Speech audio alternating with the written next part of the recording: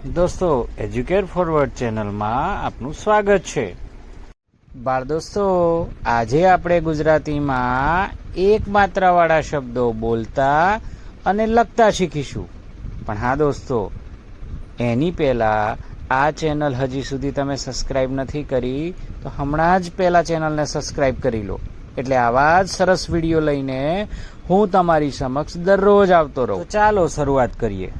આપે, માપે, જાતે, રાતે, વાતે, નાતે, માટે, વાટે, જાય છે, મારશે, ચાલશે, ભરશે, આવશે, ગમશે, ફાવશે, મળશે, કરશે, ભરશે, તરશે, ખરશે, વરશે, નડશે, બળશે, ચડશે। કેશવ, હરેશ, મહેક, મહેશ, ગધેડું, મહેર,